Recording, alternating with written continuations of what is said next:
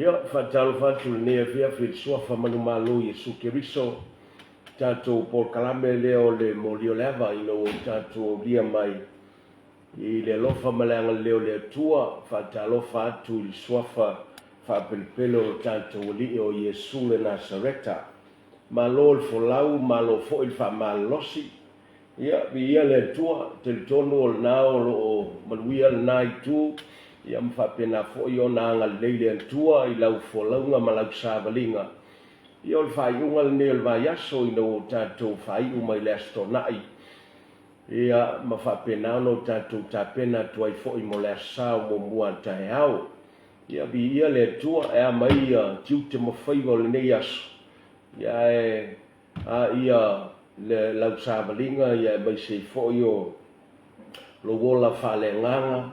O lau tāmoenga, o lo vava iantu I lo tātou matai, ia mai se foi o le whaongaina o lo soifua ma lo neiola. Ia teletono lo whawau ia le ngalueina le tua lona finangalo I lo soifua ma whapenao na whaatotoa mea o lo momia o na whaatotoina ma whapenao na whawau le ngaruenga o le whamaina. Ia bi ia le tua, tātou toe wheiloa I fo I nea fiafi. Ia malo lava mo le talo, tai mo le talo mai, vau tai fo I mo le sitiaina o le, nei fo I Paul Kalame, ia mai se fo le unanga le Global Kingdom TV channel, o lo o whapenao na taualanga ina le upo le tua. I so se tafa o lo au atu ia le unanga I lunga le Facebook, ma upenga tawhailangi. O metotia ma me whaingaruenga watu mai le tua I o tātou lima.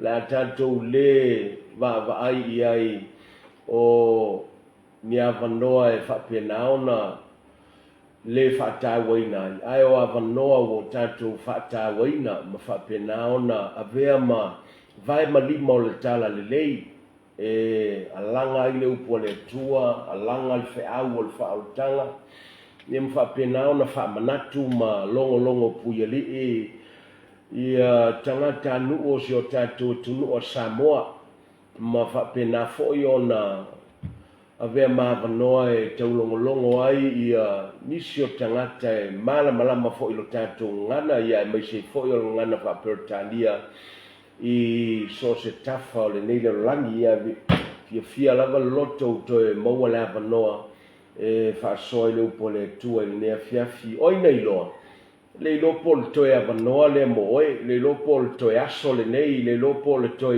tūlā, le lopo le toe taimi. Le aua whapenaona whatanga i le tua i te whaalongolongo i le upo le tua. O a uma ni mea o lo whaalawelawe, o a ni mea o lo whapenaona tau pua oa ai lau ai, ma whapenaona tau mia ai le whaia o le whiliwhilinga poto, ma le whiliwhilinga tonu au maua le avanoa. E tali tonu o le avanoa ma le taimili nei wa whaia le atua. O le atua le soifua le whamatala mai le tuspa ia. O le atua le whaia se mea randomly. O tangata e whaia mea randomly. Ai o le atua. Na te tāpena me te whinangalo o ie whataunuu i le aso, ma le aso, o le taimi, ma le taimi, o le ngā tūpulanga, ma le ngā tūpulanga, o le tangata, ma le tangata, o le ainga, ma le ainga. E whapena le atua lea, he is a God of order, and he is at work at all times. Pe ona manatua whetalainga Yesu, o ngā lue lo tama, na ngā lue mai le amatanga o lo whaau peo, na ngā lue se iau o mai lava i le tū lale nei, pei fo i o le taimi le nei, o lo whaau au na ngā lue, whaau au na whatau nulo na whinangalo. O le tatalo la o le au nanga al Paul Kalame o le mori o le ava ma le ngā luenga whaifatasi ma le Global Kingdom TV channel. O lo tatala o lo loto i le atua, o lo whātāwaino le avanoa, o lo filifili vatasi ma le atua, o ma whapenaona e whātāwaina avanoa, o saunia e le atua, o le afo i whawitauli o le ale tūlanga, o lo o whapenaona le mautonu ai lau sāwalinga. Ia te tonu o le avanoa le nei e te whalongo i le upo le atua. Se i whapenao na ngalue mai, mangalue atu, mangalue ifo le tua e whailo na whinangalo. Whawheiloa i le manaonga ma whapena o na whataunua ilo na whinangalo i lo soifua. Ma whapena i ona e mautu, mautonu, mautinoa. O lo manatu mai le tua i ante oe. E ui ele o manatu mai tangata uma.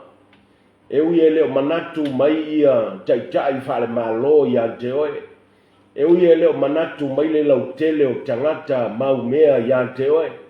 E ui ele o amana ia mai e tangata tale nia ma tangata e lau i loa o lato ingoa lo tangata. E uta mana whai loa i ante oe. E iai le sili atu. E iai le o lo se sila mai ona fofonga i le langi. Ma whapenao na waai atu i ante o i lo mawhatianga, lo whawhitauli, lo manaonga, mai wasauni e na te whapenao na whawhiloa i lo manaonga.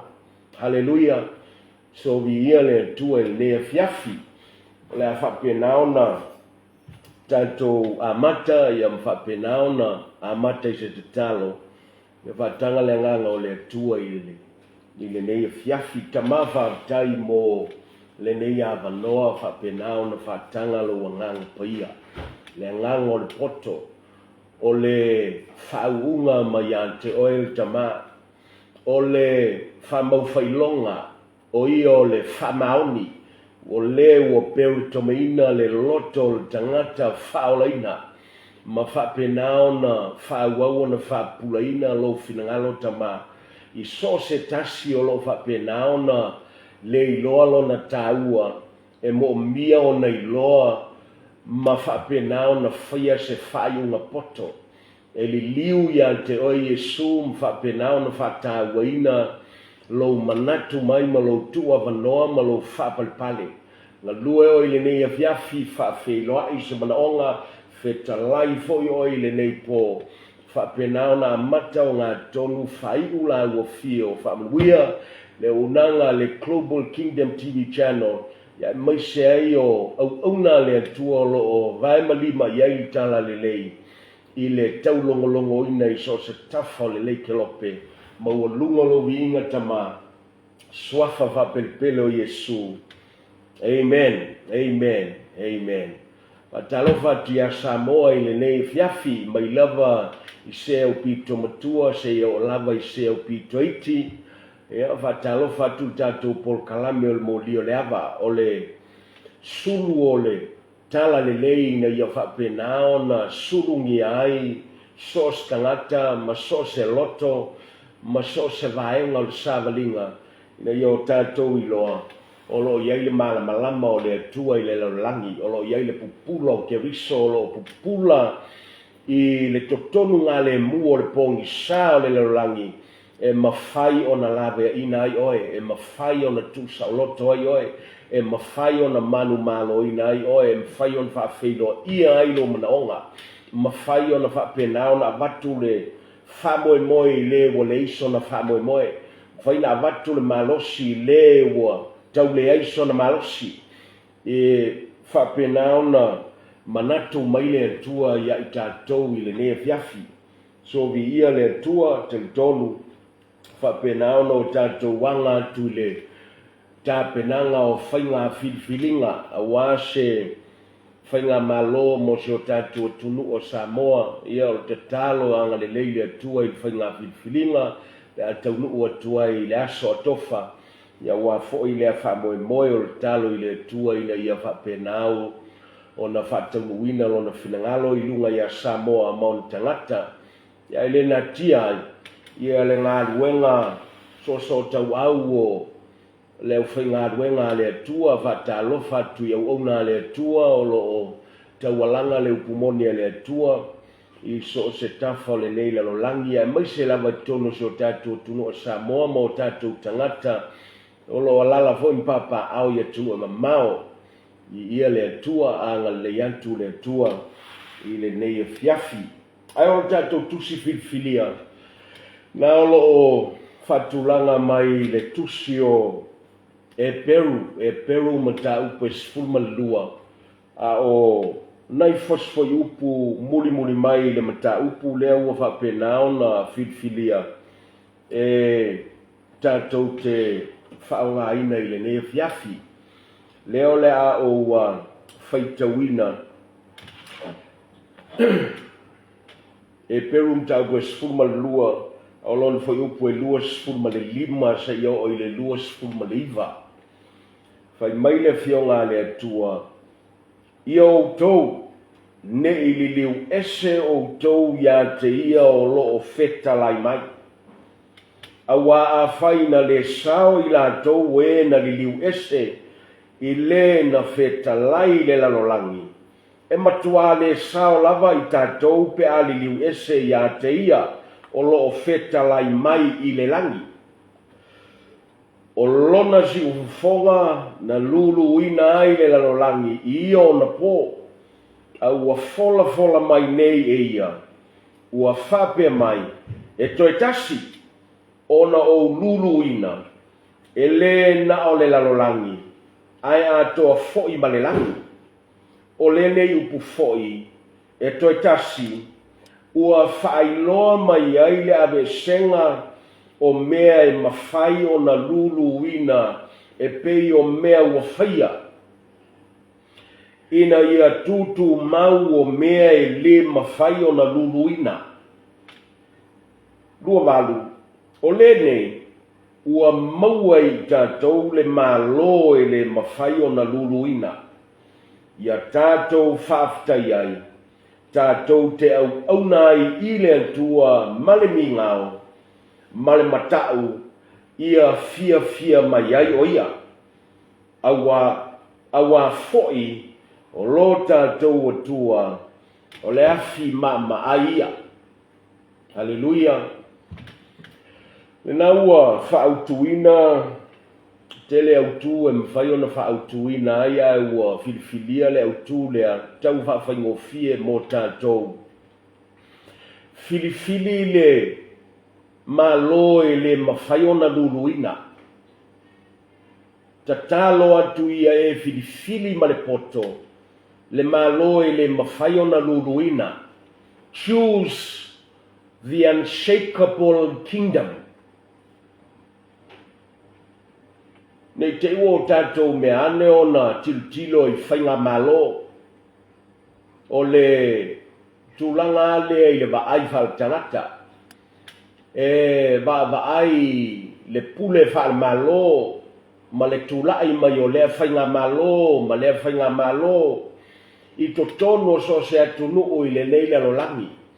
Ona whapenala ia lea ona ai maua lunga iai tangata i isi foi tangata ua o lātou filifilia e whai ma o lātou teitai i ona whai leo wholafolanga ma whai foi ia le tualalo o whailoa manu lauti o lea pati ma lea foi whainga malo i lea taimi ma lea taimi ona luaila ia leo le folaunga tangata nuu ma le whainga malo.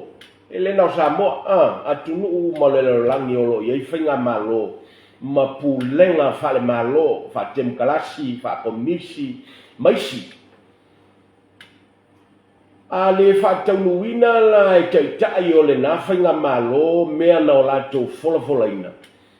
Ona whapena foi la ia leo na li liu tangata ua uma no lātou tusilima i teitai ma filifilia mai le loto fuatia ifo ma le maua lunga o le talitonunga ma le whatuatua o i lātou ia o le au maia se le lei tangata nuu ma le lautele o tangata.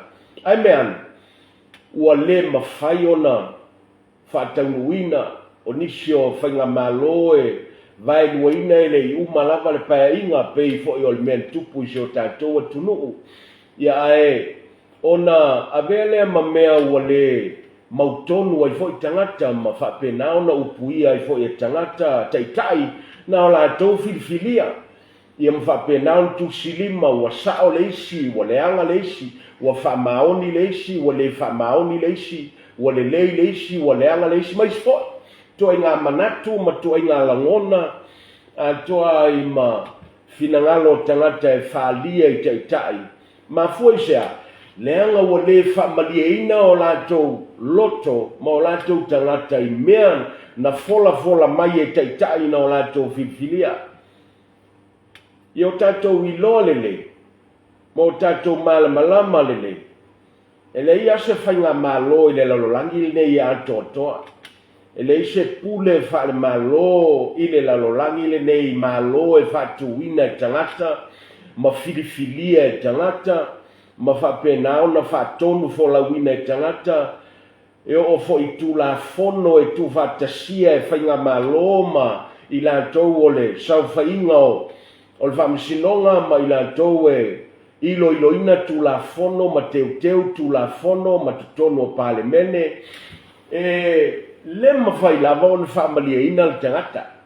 E le mawhai lava o na maua se atoa o le file mua o le loto o le tangata e le mawhai lava. Aisea, pawhaingofie, mawhapupu, e le o le tali le na o le manaonga tu tonu o le loto o le tangata. E le whapeu o whale o ngā ina ia whainga malo e whifilia e tangata. Ma tofia e tangata, ma whatulai e ala i le malilia i o loto tangata e lātou te tusilima i teitai ia. Talo vo i mo teitai mwa penao no lātou tulai mai. A le whaamaliaina i a loto tangata i mea na fola mai. O na whapena foila ia leo na lungala lo ai fina ngalo whaalia o tangata. Le sāvalinga le tangata, ma totono so se atunu. A le mea tonu na i o tātou i loa lelei. e le maua se to'afile mu o le loto le tangata pe a e whamoe i le isi tangata. Le ilanga o tangata foi mea la, o taitai whaale malo, o tangata foi taipei o tātou, e mo mia foi e i lātou le fisosani, e mo mia e iei foi o lātou manaonga, e le whapea vea lor tangata mi taitai a mea wa ato toa ma mwhai ona tali mai i whawhita uli o le tangata, e nao ni nai vaenga, e mwhai ona au i eile uunanga ma whawhiloa i sa manaonga, tono nuu a inga, o whanau mais. Ai o le tumtumunga lava, e le mawhai e le tangata, o na whaafeilo ia, e le mawhai e se whainga malo, o na whaafeilo ia, le manaonga tu tono o le tangata, o lo momo'o i ei tangata, ma fuisa, le anga, me tonu ana le tātou te tālia, i le malo le atua. Mena e le iona, tatai tātou e le upua le atua i nei o tātou vava ai le malo, le fola fola mai e le fionga le atua. O le malo e atotoa lo na taitai, atotoa por kalame, atotoa fo ilo na malo ma o na fua fuanga, e mautu mai o le teimi e whapena o na wha mautu ina i le loto le tangata, ma whaataunuu ai e le tupo le malo lea, lona malo i sos tangata na te filfilia o ia e whaima taitai, whaima whaola, whaima alii, whaima tupu o le tangata manuia lana.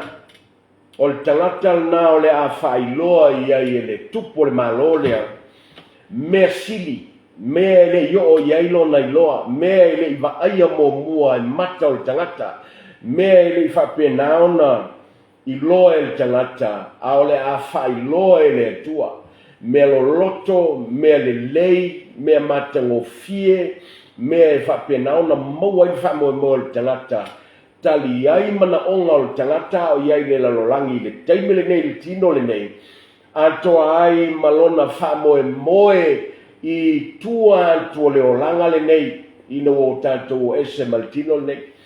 O mela i e o nisi o vai, e le mawhai ona o tātou maua mai malo wha temukalasi, ma malo wha potiki, ma malo e wha pena ona tūlai mai ai tangata e whai mateitai. Ai o le whaatai le tua. E iailo lantou tāua i teime e tūlai mai ai. Ai ao tātou whatuatua i lo iai lantou. Mo tātou au mai lantou e sui tūlanga i tūlanga o le atua. O na o tau atula ia le iante oi le fiafile nei se le tangata le nai te whatuatua iai. Se le tangata le nai te whamoemoe ai.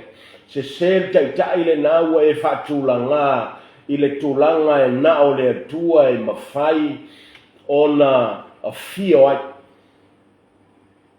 Mela lea, awane o tātou filfilia se tangata e tūlai mai le tūlanga o le atua.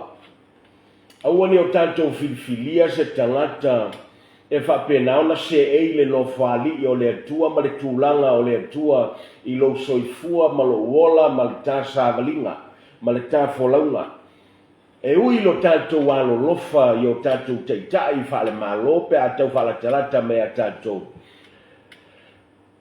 Ai le mawhai e i lātou ona whawheido ai o tātou mana o uma. E ui fo i o tātou wiloa o le tāua o teitai to tono ainga, i ulu ainga. Ai o tala whanono e le mwhai fo i lātou ona whawheido ia mana onga uma o tangata. Ma umai le file mui le loto o tangata. E ui fo i le tāua o taitai tono nuu. Ai le mawhai fo i lātou na umai le file mule mo mo o iei o tātou loto ma whapena ona tali o tātou mana onga. E o ai to tono i tu malo, e o ai to tono le tunu, e le mawhai pe au tātou wa ai tangata, se vanga nā.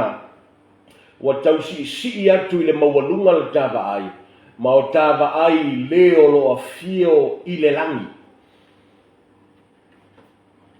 ma whapena ona filifili o ia e whai matupu, whai malii, whai mawhaola, whai mautaitai, whai fo i mautaitai, i le tasa valinga o tai ai leo langa le nei o le tali o oe o le tangata manuia, o oe o le tangata mautu, i le whatuatua o oe o le tangata ua maua le whamoe moiola, pea e filifili, Yesu Keriso, whai mali im whaola, whai matupu, whai mteitai, i lo soifua malawola o e maua le avanoa. I le tuso e Peru, tolu ai toa i ngā tangata o lo tusi e tuso e Peru. O lo tusi tangata Israelu lautele, Jews in general, o i la tau ia o secular Jews, o i la tau ia neutral, tafe atu i, tafe a leo, e le mautonu i se mea, e le filfilia, e whapenau na wha mautulo la tau whatuatua i se mea, they are passive Jews, o i la tau na mua lea la vea mai ei fo il ta ua le whea ua le tusi lea, lona lua i la tau o lo tusi el tusi e Peru. O tangata Israelu o lo tausi pea i whengainga mamose. O i la tau o lo tausi pea i whengainga mamose. They are keeping the law. They are under the Mosaic covenant. E taua i la tau i o Orthodox Jews. O i la tau e ta ofi le mau fai mai ele ia fio mai lava le Mesia. Le o lo ta lia le Mesia o lo ta lia le tupu. Ele i vaaya i la tau le fai mai na i la tau. Ele i vaaya ele ia fio mai o le ata lia. Le isil na o tangata Israelu le la vea mai fo i tutono o le fe au o le tusi e Peru. Ma le la sanga lo na tolu o tangata Israelu le tusi ai tusi lea. O tangata Israelu ua whatuatua i le Mesia o Yesu Keriso. Lea na fio mua mai. Ua whapena foi ona ofo iai o la tauola talia o ia e whaimali i mawhaola. E taua i la tau i o Messianic Jews. Po o Israelu ua talia Yesu. Ua whaifoi o ia mali i mawhaola, whaimatupu.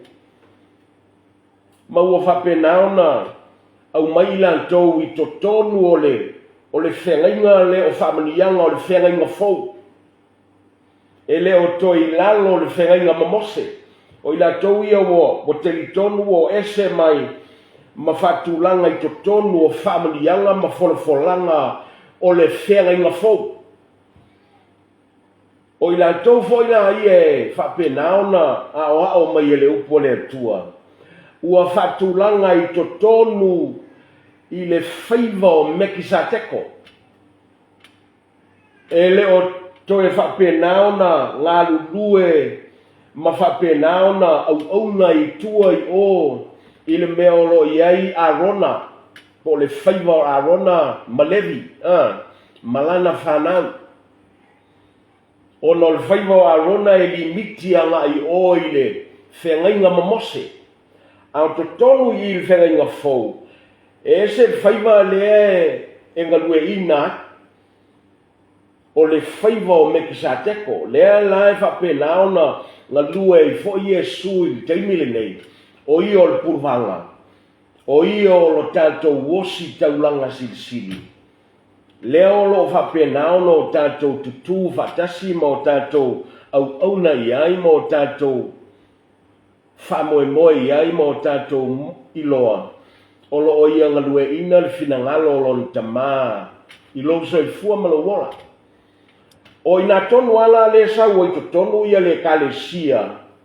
Ma whatulanga ai tātou ese ia ua whatuatua i le Mesia. Ua whatuatua i Keriso lea. Ua whapenauna tu whatasia i tātou ma iuteia la lea. Iuteia ia e telitonu i Mesia. Le ua tu whatasia i tangata nu ese ia. I le tangata fau lea ta ua i le fionga le tua o le ekalesia le atua o le ekalesia Keriso. I le taua lao vaenga i e tau whapula mai le tustala o e Peru mai ai le amatanga se i o mai le mata upu le sfulma le lua.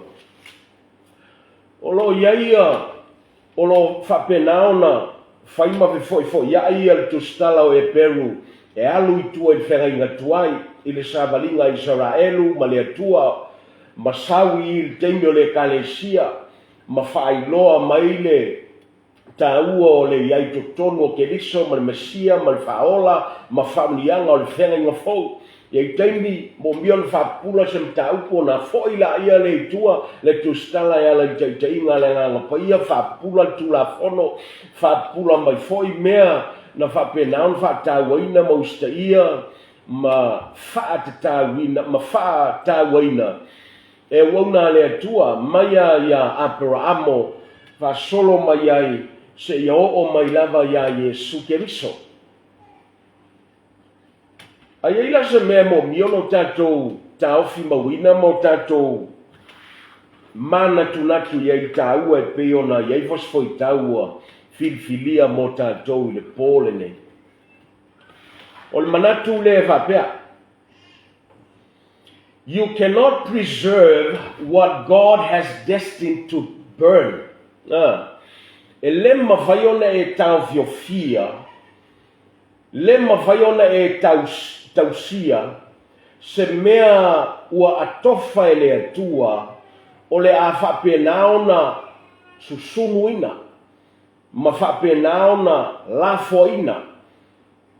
E le mawhaiona e taufia, le anga e le mālol tangata, mo muali uteia longa lua le luese, e le mawhaiona vao ia le tangata, mea ua tāpena le atua e na te whataunuina, mea e na te whapenaona momoli e le atua i le manuia, ma mea fo i ua whapenaona finangalo le atua e lafo tuina. A o fo i le manatu lea e vai mai le isi tu. E lema vai foi ona e whaalea ngā ina, se mea ua atofa e le atua na te whaamautuina. You cannot destroy anything that God has purposed or destined to preserve. Le lema whaila e tangata o na whaiese whainga i le melea, pe a apalai le tu le negative side, pe a e vai fo i le positive side. O mea ua whapenaona ta mau e le atua i lona finangalo. E le o iai le malose o tangata, e le o iai le malose o ti Apollo, e le o iai le malose o afianga, o lo a fia i fofanga le nei po afianga le ansala.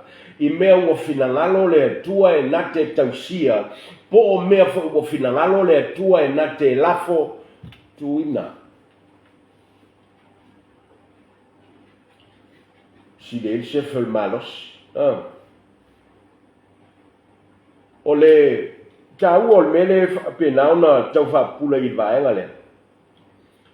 Ona o le savalinga le tatou te iai, e iai teime mawhaiona li ua.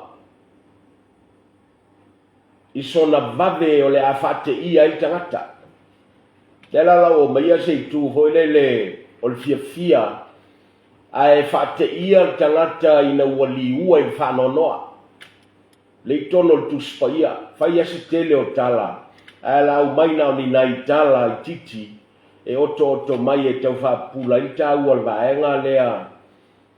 Leanga sa iai foi toina. Sa iai malana whanau o iopu le ingoa. Tangata na whamanuia iai le atua, anga le lei iai le atua, whatamau a inga ina i le atua. O le a inga fia le a inga le. Whai mai o tae a uma o le, ngā i o inga le al tamā le o le a inga. A o ia foi o le osi taulanga o lona a inga iopu. E ala usu il tae ao il fata vai taulanga. E na te sitia lona a inga i le atua. Fai taulanga i le atua e se le mānei o le whatulangana o le teitai lea. Teitai whale a inga. A le teitai foi whale nganga. i le nā ngā tupulanga ma le nā a ai sa ola i toina lea. Faitala toina e manatua i ana taulanga ia, nei mea ane wa ngasala lana whanau ma whetuu i le atua. O le tatalo le toina e manatua i lana whanau. Ao se o onga e au mai e fo i a tātou tamā, ma tina le ngai lena o tamā e whaia le whaiva lea, o le whaiva e tau la mua i tamā, o le whaiva e tau la mua ai mātua, si tia le whanau, ma whapenau si tia le ainga, ma o tātou tatalo ina ia whapenau na la vea i la tau. Ai whai mai wo o i le tasi aso, a o whaile fia lana whanau o le māsandi a lea, teimi o le seleselenga.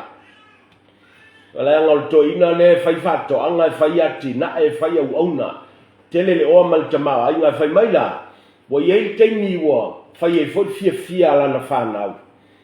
Ai na ua whate ia le whanau i le tasi aso, ua mūlo la tau whale le whai e fia, ua solo le whale, ua afia soifua uma o le whanau i opu, ma whioti ai lātou, na mata i fia, ai ua whapenao na li ua i le whanonoa. A mata i fia, ai whapenao na li ua whafuasei i le oti. E leimi, mana tunatu i lātou e iu whapenalo lātou fia i le aso. Ai whai meo le masani i lea lana whanau. Ai lei i loa e se isi au i lātou. O le toe fia lea o le a fia le laulangi le nei. O ti loa.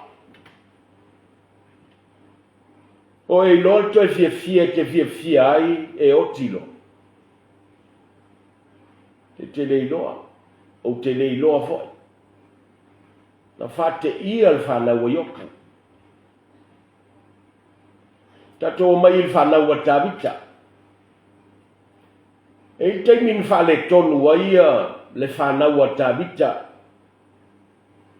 O loo au mai le mau o le fionga le tua i le lua Samuelum tau po sfumal tonu. Ne ile mea na whau e amanono, ma fua mai langan whalongo i lana wō. Sel fautuanga lana wō. Ai ai mewa. Ua mai vale tama lea o le mana o ia Tamara. Lona tua fine ese o latina, ai tusa tama. Whapupul tala, na wapenao na whaiel tama lea le mea na afia aima masiasi e lon tua fine lea. O maile whawhitau lia tāwita. Ele i mawhai e tāwita o na whai, eise whai ngai le, whawhitau li lea. Wai lon men tupu, whapupul tala. Lea ngai alo whata vita ia ila ua umaia a manono ma Tamara. E ila tuangane moni e tutusa o latina o Tamara, o tama ingo ia Abisaloma. Wai lo tangata na iu ia Tamara e maua isona wha mawhanwhananga, ma sona vsosoani, Abisaloma. Sulu o Tamara ia Abisaloma, ma whapena iona, mawai se mapusanga i lea taimi wa maasiasi e lumalu. Lea nga atu umai ai tulanga i te tauona iai e mawhai lava ona no nofo i la ua ai pangalea. Ua le manao iai a manono lea ngai leo le meana na manao ai teine lea.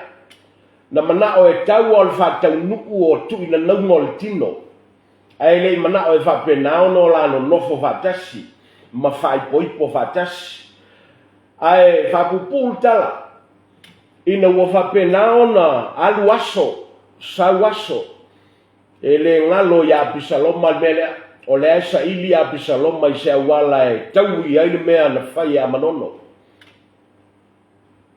O na whai leo le fia i le tasi taimi ma, walaulia e Abisaloma o na uso uma. Walaulia ma manono. E le iloa la e manono, o lona toe aso na e fia, o lona toe aso na e pati ai. Sa whawhau e Abisaloma na whatonu ana uauna ma i lātou e taktau o na whasiotia amanono i le pō lava lea ma le aso fia lea. Whapupu tala na whataunu mea lea na maliu ai amanono na matua ti ngā le loto tāwita. A mata i fia ai liua whafua se i whanonoa e le iloa amanono o le lasi fia na moia o tilo lea. Tai whapena uman mea na no o ia Pelesara o le grandson leo Nebuchadnezzar. Pelesara, tusi o Danieli. Nai nām ta upo e lima o tusi o Danieli. Sa fai foi la to fia i le pō lava lea ma whapena ona tau mawhai le waina ma whai ei tūlanga uma fai ma whao ngā se nai ipu o le whale o le atua na ave ese mai e Nebuchadnezzar mai Jerusalema leo e totono o Papelenia. Ai o le pō lava lea whapupu tala o whasua avā ia Pelesara male mai la tau maualulunga o le malo i totono o Papelenia. Na matua whate ia o ia ina ua vaaia le lima o le tangata na tusi le pou o le hale, le pui o le hale. O lo tusia mai ai a upu nā mene te kele uperesa. Ua whaitaulia lo malo, ua whaiwina. Ua fuatia oe i fua vatautau, ua ilo oe ua mamasangia. Ua vavaina lo malo, ua foaina tu ia metai ma Persia. O le whaliliuina na o upu na vaaia e Pelesara. O le pōl na liua ai le fia o Pelesara. I le whanonoa maleoti. O le pō alna na o te Pelesara. O le pō foil na tuatu ele malo Papelenia i limo me taima Persia. Ua whato i lalo ai. Ma whao ai malo. Suddenly. So iai voi le stoina. O toina maumea. O toina e tele lana lafu mamoe vai foia na uauna. E la le lei voi o lontolua. O toina e ngoia Napalu. Nabal. Napalu means fool. O le vale. Winga ngā le inungo Napalu. Sa il te mina whapena iona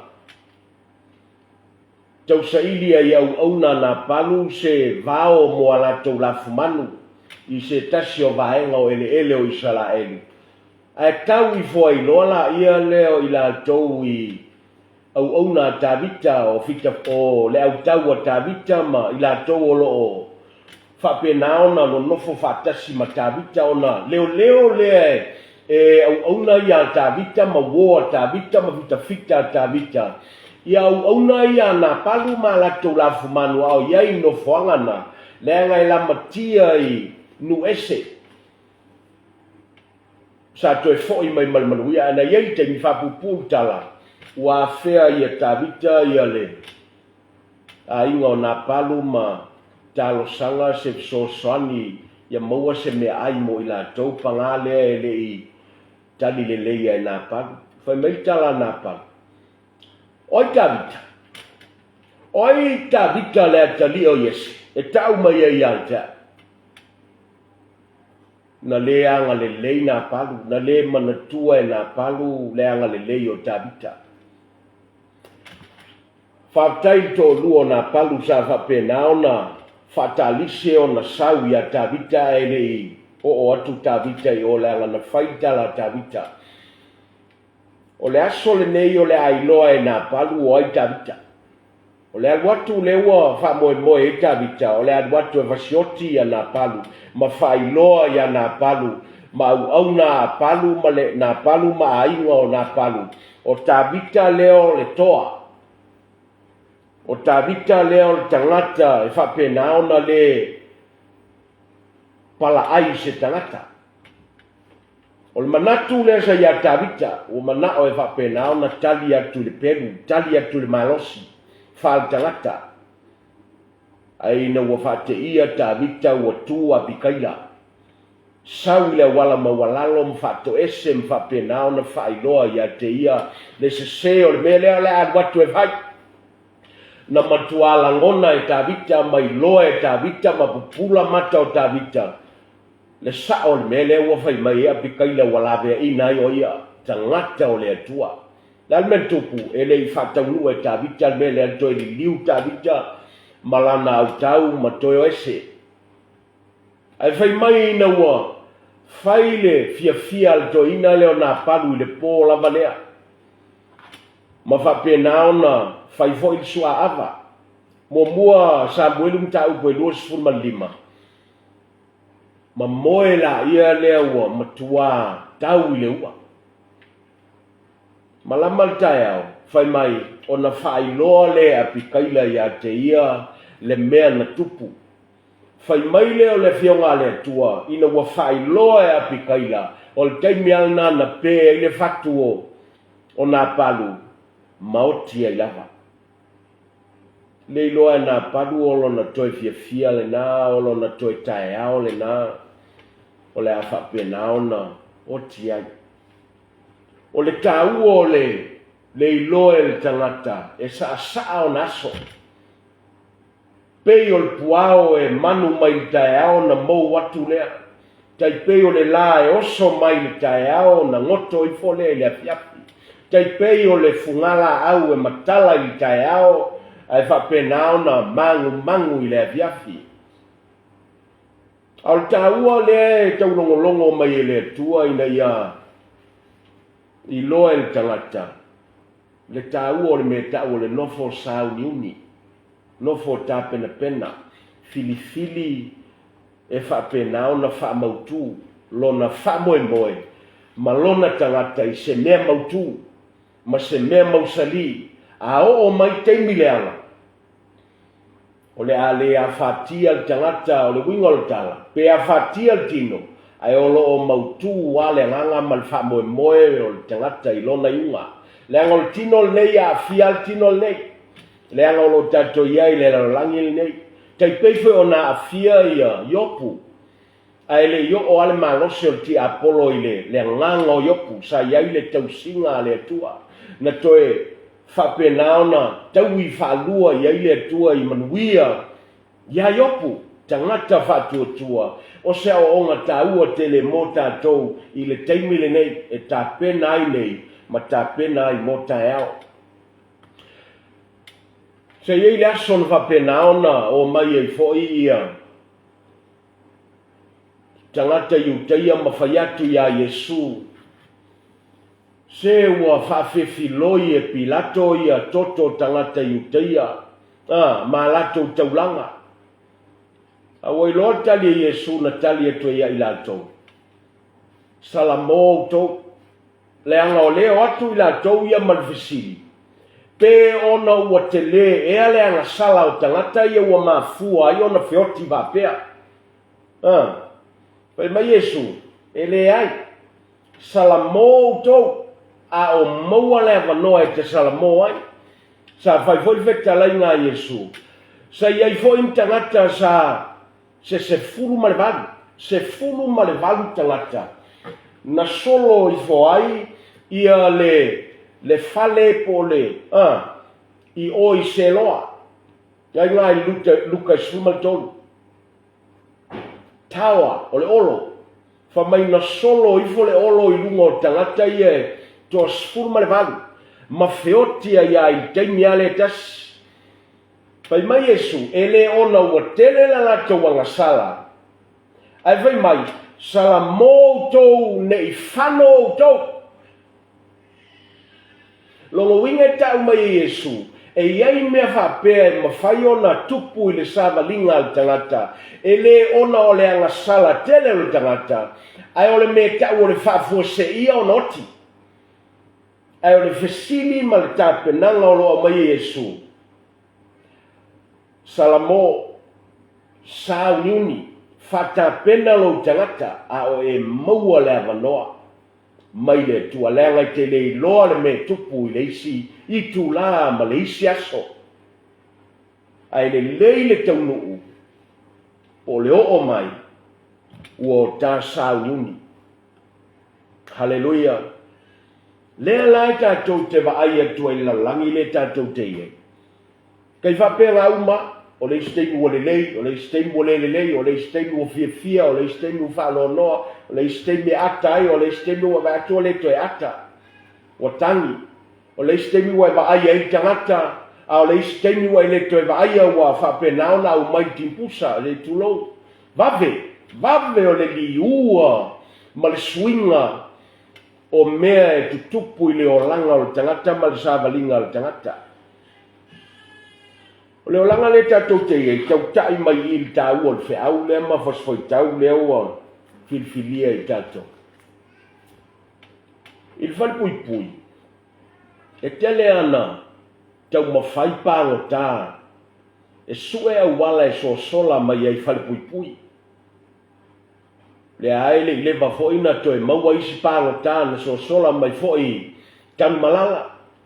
O nisi u to e maua, ia o nisi foi ele i maua, ai o i tū tātou tilo i ai. E mwhaiona tā pena i pāngo tā le awala e sola ai e le i loa e le leo leo. Ai o le isi foi mea tātou te i loa. O le ngā lue whatasi pāngo tāma i la tau i ngā lue whalpuipui. Whai whiutanga ina, ma whai malilianga, ma whai whesuia inga o me tau tupe, ma mea whapena.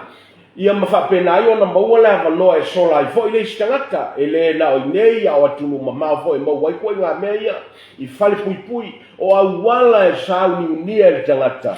E whapena ona escape ma i tangata ma i le mea o lo whatau nu wailan vasalanga.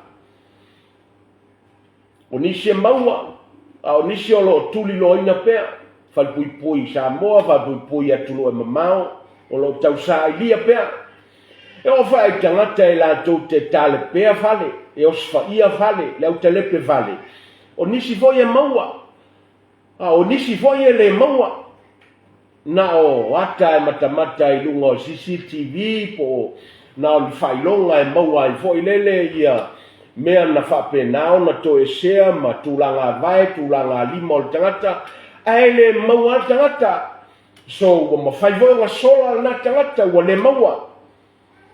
Ai vol taimi whapenao i ona tupua ia Israelu e le ilewa tele nei na osfaia e le Hamas. Tai au poa, October 7, Luolua tolu, na matua whapenao na whate ia kibbutz, manisi o ai to tonu o Israelu leso so o Magasa. Wo sa whae le Hamas, fasioti wafine matamaloloa, fasioti whanau, fasioti tangata matitua, fasioti pepe.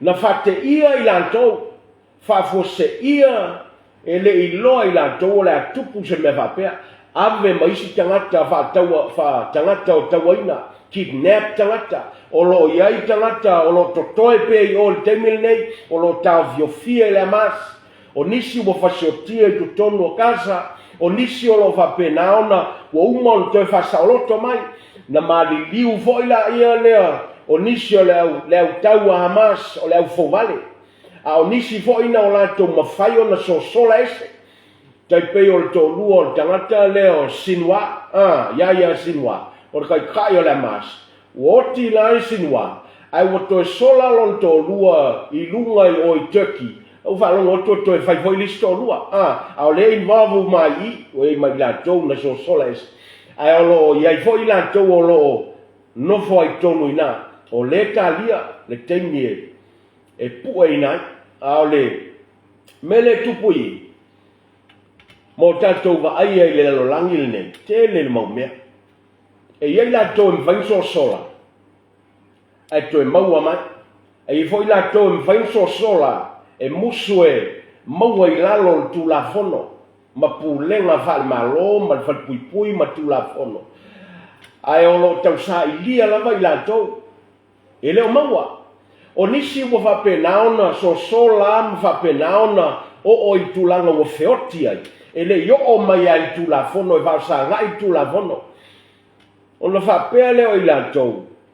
O la tou manu malo ai longa e toe maua i latou aisea le anga ua whapenaona le toe vaaia i latou ua le toe maua i latou po ua feoti foi i latou ai whapea o latou sao ai whapea ua le toe whapenaona iai se isi tulafono po se isi whamisinonga o lo talia mai latou fauta fai mai le fionga le atua lua whamisinonga o lo whapenaona whatali mai o le isi whamisinonga mo le kalesia e whapenaona whamasino i le kalesia i lumo le no whali o Keriso bima sit ai ngai le lua konito mtau polima fai mai e tutu le upaia na maliliua ia Keriso fatasi mai latou o lo feola o ia Keriso le feiloa i le lunga o ao feiloa i le langi lau tutu te totasi e tauia le atua i latou pele le pele anga au lo latou taui o le a whapenaona o le whamasingonga au le foi le ta ua i le tusi o whalinga mta upo e lua sifuru le isi foi no whali i whamasino e ta ua le no whali i sina e whamasino ai latou uma ia ua feoti fafo ma Keriso mai latou o lo i totono se oli mai latou po fea lava o lo whapenaona na iai lo latou na feoti ai latou e toe tutu mai uma i latou ma laulau tutu i lumo le no whali i sina lea mo le whamisinonga le wali la ia le whapea e latou te sao mai le whamisinonga whale malo mai le pule whale malo ma tu la fono whale malo e le laulangi nei fauta o le atu lai o le no foa whamasino lea sina o le atua ma lau wailo latou iunga no one is able to escape lea la taua i na ua fai mai le fionga le atua i foi upuna e lusu ma le whamai ia outou nei liliu ese outou ia te ia o lo fekta lai mai o lea e iai ai latou ua tautoe fo'i e tausi tulafono ua tautoe fo'i e tausi vaiaiga ua tautoe fo'i e tausi sabati tausi new moons tausi mea i lalo le feagaiga momose e taumafai e taulelei ai latou ma fa'apenaona ateina ai le ameotonu o le atua i totonu o le ekalesia ma le fa'aolataga a le atua leai o lo latou te enaina na o lē o lo'o fetalai mai le lagi o le fesili o ai le fetalai mai le lagi o le tali o Iesu na e fetalai mai le lagi aisea lana o lea e fa'apula i le tuso e peulu nta upu muamua foi upu muamua ma le foi upu e lua fai mai le fionga le atua o le atua na fetalai mai ana mua i o tatou tamā e ala mai perfecta ma na ua wai mai i whainga e zese a ua fetalai mai o ia ia i tatou i nei o na aso e ngata ai e ala mai i le alo vai e ala mai le alo e ala ia Iesu ai ai la se si o lo fetalai e o mai le aso le nei it is Jesus that is speaking to you and me o ia na o lo fetalai te mili nei le e tu sa ma le fionga le tua fai mai le upo le tua i na i fai upu na i lusu ma le famai a wa a fai na le sao i la tau e na li liu ese i le na fetalai le lalolangi e matua le sao lava i tatou pe a li liu ese i a te ia o lo fetalai mai le langi o le vesili o ai le na fetalai le lalolangi na le sao ai tangata le fai mai e tu stalo e Peru o le na fetalai le lalolangi o Mose la o mai venga inga tuai manatu na be fasino ya Mose venga inga tuai o ngale li liu ye tu stalo e Peru a fai ngale sao i la tou na fetalai ai Mose o le upo Mose la fano ai la tou venga inga tuai fa de teima o le upo Mose i no maua fe au mai le tua na ave ya Israelu fa longo ai mafalao mai kupito fasil mamoe ma vifo le toto le mamoe ma se la la i sopo e va penaona tai ai pou o la tau fale bagi pou o la tau fale sa uni la ia lea tunu ma moe ale ainga a ai umai ai ma fa pena ona aua nei toe se mea a to toe se mea ona tumu la ia lea ma no nofo i to tonu al fale lea ua vali pou o la tau fale fai mai aisea lea ngau lea sopoloa lea tua lea leo lea angelu na la sopoloa. It's not an angel, it is God himself will come upon Egypt.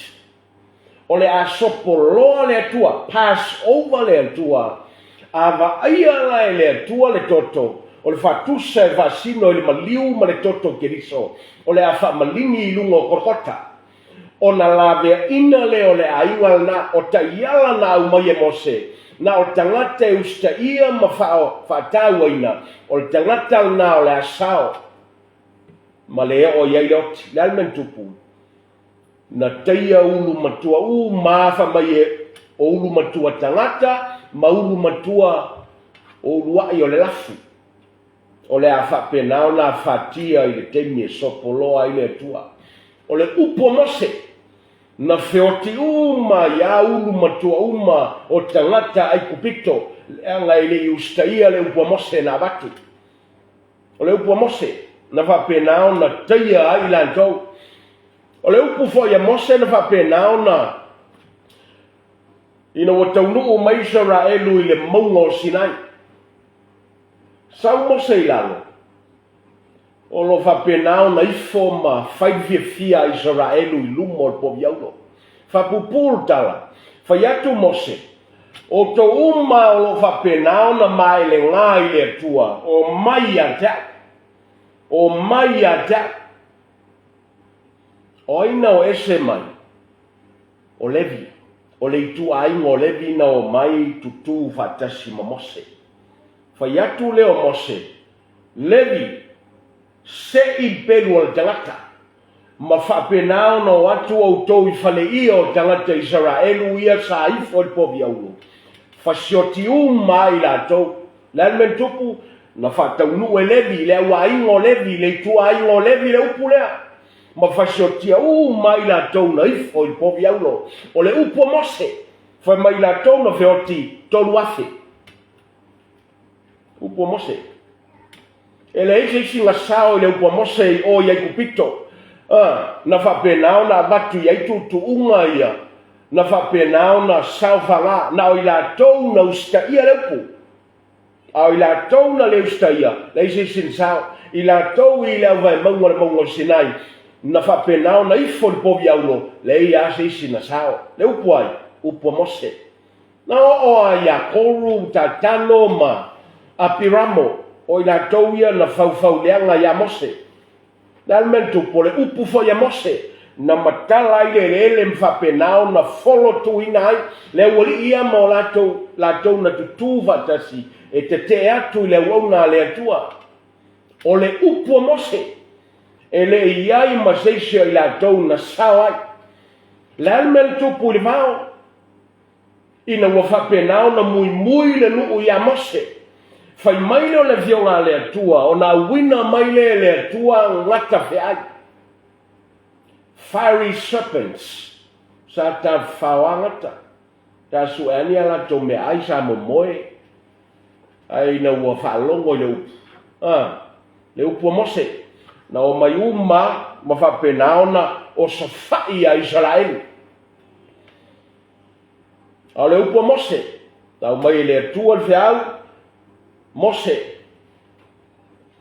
whau se ngata pa mea mwhatautau lau, whainu tiutilo ngata, o na lawe ina leo i la tau, mai le ona o le ngata o lo whapenao na teia i la tau.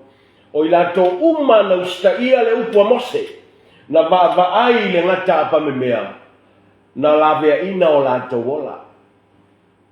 A o i la tau uma na le usta ia le upo Mose, o le upu fo ia Mose, na feoti ai la tau.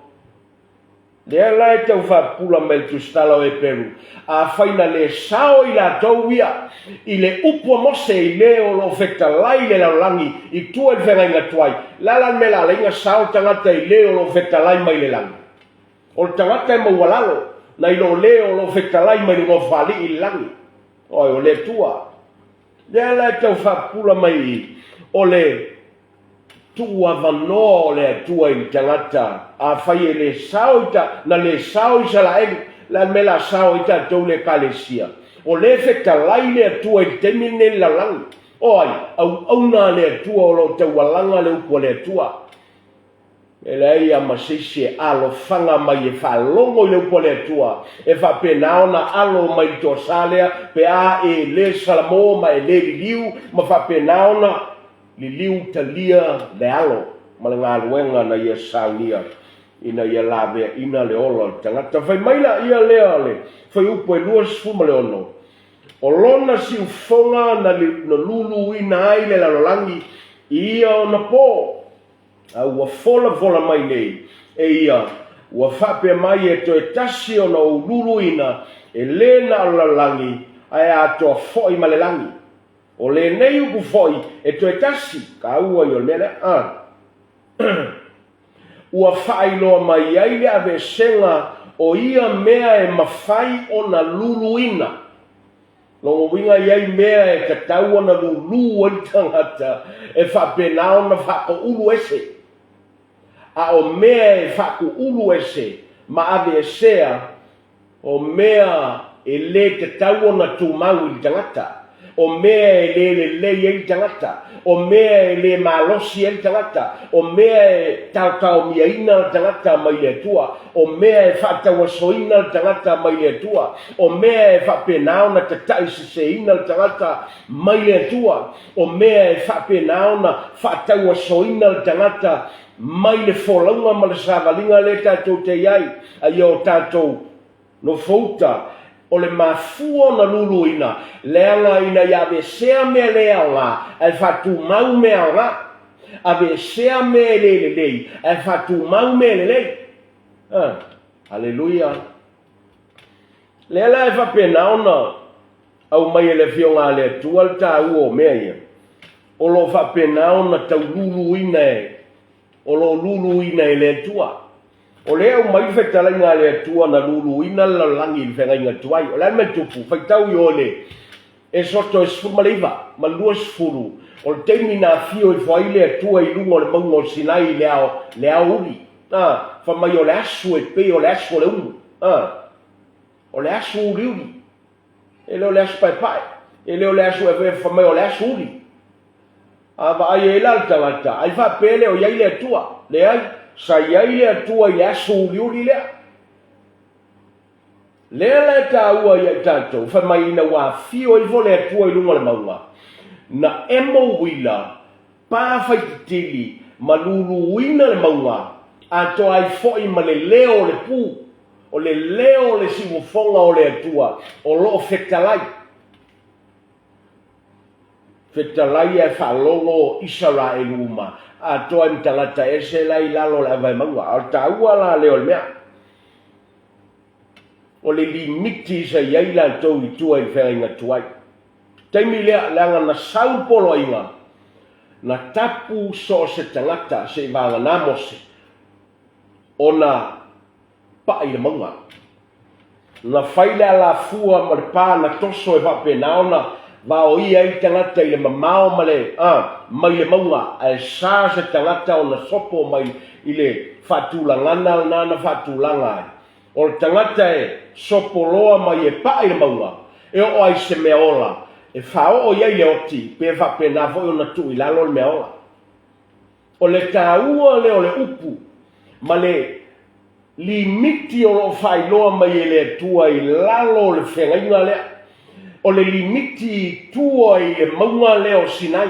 O le limiti o lo i tua i tulafono. Wa nenga ngai kau whapula mai ngā. O i tonu ana au mai i tulafono. O lo au mai le limitation o le tangata i. E le ola i se tangata. E whailoa ai le angasala o le tangata. E whailoa ai le lei o le tangata. E whailoa ai le momia le tangata o le whaola. E le mawhaiona lawe ina le tangata i maunga lea. O sinai, se vanga nā le maunga le ta ua o le maunga o siona. Haleluia. O le maunga o siona e leo i Yerusalema. O le maunga e ta tai ma whasino le tangata i le meolo i eilungo whali o le atua i le langi. Haleluia. lela e whapula mai i le fionga le atua, le tāua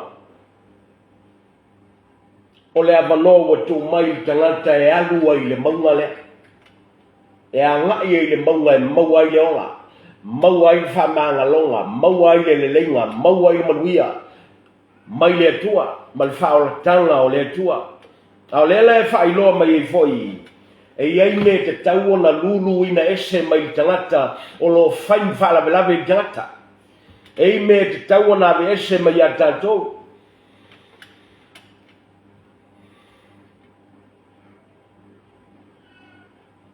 Pai pele o le tūlanga, e tangata u whapenaona ave ese ala tu ngā luenga. Ma fua o na wātua i ngā luenga. E tangata wa ese ta vale le anga wātua i ta vale. Whaonga se sevo ta, e le ta vale. E te mea ese le anga whaoa i melea. E te me whapenao na ave ese e te tai le anga ua whapenao na e atua te tai ma ua punitia e te tai le atua ma lo ai le atua. E te me ave ese ai le soifua malolo ina o le tangata e whatanga i le atua. Se i whata oto le tangata e whapula i le atua, ia i loa li liu i le atua. Ma ia whapenaona i loa le tangata le e leo le malosi, e leo le vita, e leo le maso. Au le atua, le nganga o le atua e mawhai e tangata me uma. Le il temi ni whapena whadita inga. Le il temi o Isaia il perfecta. Nei tupu na matua longo an tala i ngoia usia, faisi umin tula i mai ngofari, tupu yuta. Au le tupu na tula i mai, tele le tamau ainga, tele le sosia, mea tau fou na fai, el tamaloa leo kariota a to aima mea tau, na fou to tonu i Israelu, fou i sae tu tonu na taimi. O ati nae matau mawhainga makaukia, le kulai mea o tangata le, whai mai, na ave tala usia, mai ai papolenia, e tau lalo e kupito lalo langi ngā, kai mina ngā ave pau ale mea sa ila umutu o tangata, usia, ngā o ai tangata o le atua, ngā usia, lala mentu. Na punitia e usia le atua na leva aie e tangata le atua. Ma nga sala i tangata i foi tupua tangata ma whai e tangata tūlanga e leo ngatasi ma le upua le atua aisa le anga ua punitia e usia le atua ua le vai e tangata le la whamaitau tinonga Isaia e ono ina ua oti usia le tupu whamaiora tausanga lea na whapenao na va aia e Isaia le atua ana le oti usia e le pupula i Isaia i le paia o le atua ma le mamalu o le atua. Whai mai, na wa aia ai le atua o lo a fio i le novali sitsili. Ma le mawalunga o na pito ofu foi, o lo whapena o na tumu ai man madwo. Mea ia, ina wawe ese ia usia e le atua. Ina wawe ese usia e le atua. Na wa aia e Isaia le atua i lona paia, ma lona mamalu, ma lona tūlanga, o ya. That's the same message God wants us today to focus on. Not on the person, not on the human being. Wa ai nei te ua punitia e tangata nā le atua mai ante oe. Mena u tele risi vaenga. Tau muli i tangata, wa ai tangata. Ai ngā whale tonu al tangata te ia leo toe tusilima nā tangata, upuleanga nā tangata, whale au ngā nā tangata. A lea sa tau muli ia, sa yo la tau la ngutu ai ngō tangata ia. Yo ai tangata i tono le, o le whainga malosa, taua yo la tau ngutu o le kangaka lea la umaia le lei, o kangaka lea e sili atu na ilo paimala. Ai ngā whale kongwa, koe whapena whao tusilima i tangata ia. Ma voisea. Le anga ua sui tūlanga e tangata le tūlanga o le atua. A vese le tangata, wha tūlanga le atua i le tūlanga e tatau i le atua. Pai pelo o punitia se usia lau vai. Pai pelo e se usia e fōlinga mai so se mea. E mwhaina punitia ina e mea o le o langa le nei ma le tino le nei. ai aluluina la le tua ya bese au te tani le ngole lulu o le lofa o le lulu ina ya bese le mea le au nga ya te oe ai fatu mau le mea au nga ya te oe e lulu ina ya bese le mea le taua e fanoi oe ai fatu mau le mea taua e le ai oe manui ai oe malosi ai oe maua ai oe le tua pupula ai oe mamalu o le tua si tia ai oe le isi la sanga le pupula o le tua ma malama i le plan na le tua i lo olanga ave ese usia na punitia ila ngai e fatulanga le tua i no vali le ngo ia o le sili ese e te tau iai le famo moe e ui ai le tau o tulanga o veiau taua i o tātou veiau i le savalinga ma le unanga ma le valawina ai le mawhaina suia e tātou le atua. Pastors is a human being. We are not God. There is a God on the throne greater than us. E le mawhaina tali e tātou mana onga umau tangata langa. E kai mea mai tangata wa pese pasta o oe au ke manga o iai o oe te fitala no ai, o oe te fia mafuta ai, o oe te fia iloa ai le mea, ma le mea, te niuma. Mai nei te ua punitia le atua i a tātou. Tātou fasino tangata i leo lo a fio le no fali. E leo le fai evangelia, e leo le profeta, e leo le apostolo, e leo seisia. Mea, le anga i mawhai ona tau mia tangata i mealofa. Whaina tau mia tangata i whaingawo. Whaina tau mia tangata e tangata. Ai le iloa i e tangata le atua. Aleluia. E lulula ia le atua le tangata i le ia ko ulu ese mea e le tauna tu mau. Ai fatu mau me te tau ona tu mau e o whavau. Hallelujah. Nai me le tau develop le atua i. Ta pena o e mol whavau vatasi maia. Hallelujah. Lela e whapena ono tātou wa ai i. O loo whapena ona tau longo ina tātou. Escape now to this unshakable kingdom. Make an escape. Choose to escape to the unbreakable kingdom. Leo lo fa pena ona fa ilo ele tuolne. O lo fa pena o fa mai. O le nei ua maua i tātou le malo i le mawhai o na luluina. Hallelujah. Ua maua i tātou le sili wa e maua le malo. Le anga e maua le tupu le malo. Wa e maua le malo. Ai te ena le tupu le malo.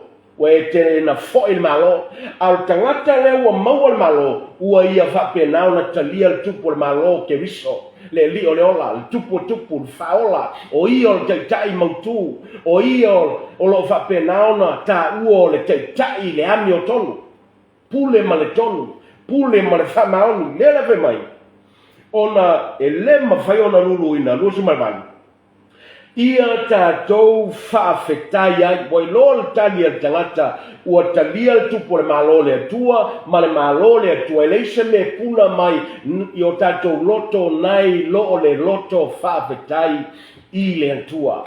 Loto fia, loto o whapenao na utupupuina, i le oli o le atua, ea la iona mafuon whaafetai tangata i le atua. That's why we thank the Lord, because of the goodness of the Lord being poured in our hearts. That's why we bless the Lord at all times. Hallelujah. Lea alfe mai malefionga le atua. Tātou te au auna i le atua male mingao. That is why we serve the Lord, to please the Lord. Avea ai tātou male fia mai ai le atua. Langa nata ua maina. E le ngata e au auna i le atua male mingao. Au auna i le atua male matau. Ina ia fia mai ai le atua. Me konga ngata o le au auna i le fatua tua. I le atua. I le mingao male matau i le atua. O le matau le i. O le matau e whaalata ina o i le atua. O le matau e te alofa i le atua. O le matau e te toe whapena ona.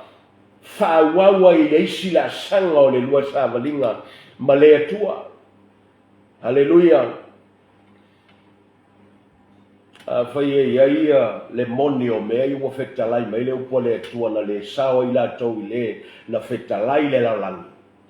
La mela la yo na sao tangata mai le o lo fetalai mai le langi pe a fai wa fetalai. Le la e ta ua i e tatou.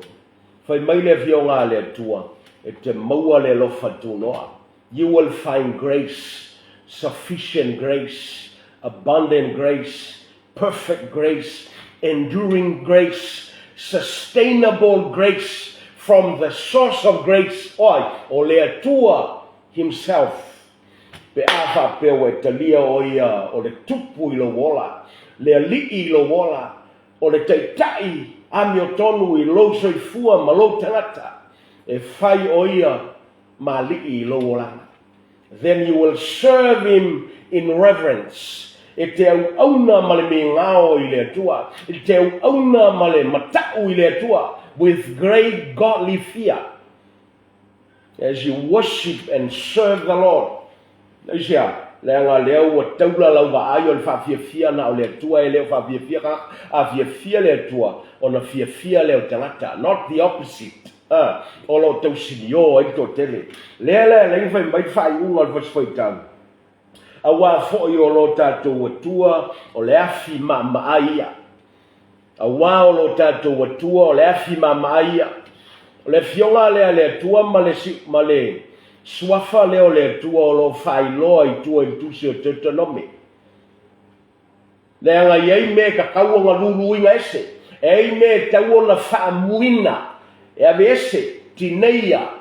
Separate mai ei tangata leanga o mea e pisia ai tātou ma fia ai tātou tau mia ai tangata o le atua ma whapena ona whai ma mea e whalawe i tangata e lelelei.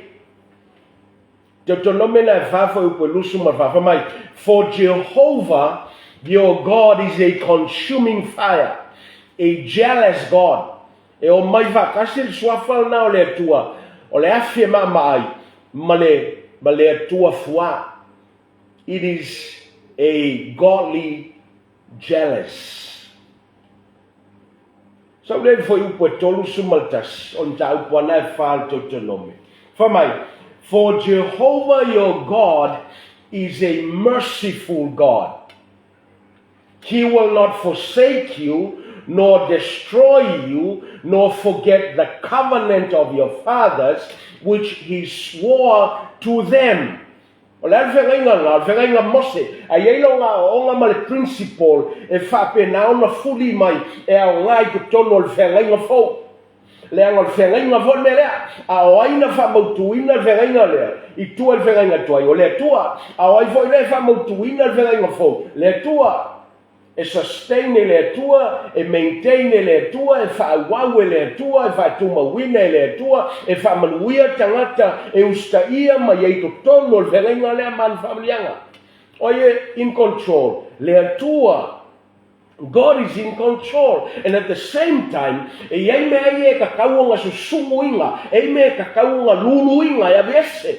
Ina ia whama mai tangata, whapa ia i tangata, whaatotoa i tangata, leanga ina ia tūmau mea te tauan tūmau, o mea ngā lemo mia o na fua i le taui o le tangata. Pea o tā tutu i lumo le nofali i whamasino. E la teime pai mai le tua whapena i a tātou e lulu tātou, e leo lulu e leangai.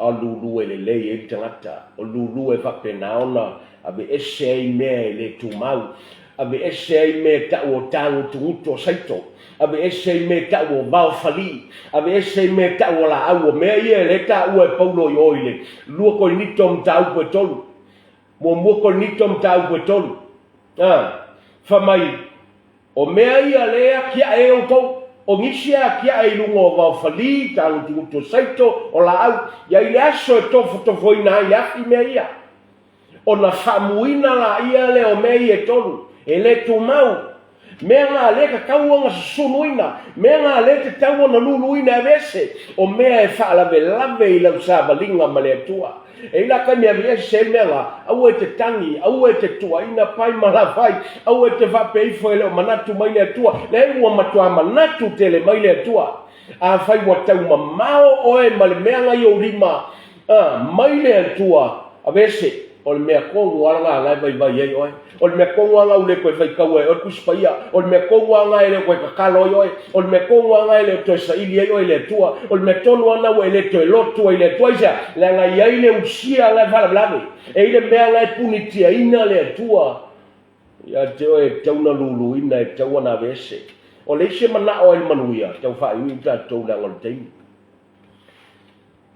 ai ai le e na te la ina ia le tofi le tau fa pula mai le anga o le au mai le tua i le fa te inga ia e sa fai o toi tatou foi u pues fuma le ono mal suma le fitu fai mai le fionga le tua ia le tau pula fa mai ne iai se faitaanga po o se fatala lei me paia pe yo e sau o le na matulo na tofi o le ulumatua e fatawai le ai e kasi awa wo to wiloa e muli muli ane ina ua manao o ia maua le whamanuia ua te ena o ia awa e ui lava ina matua fatonga maloi mata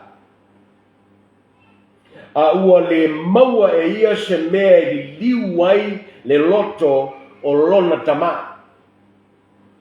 Famai na whapenao na la fo'i e saulo na tofi.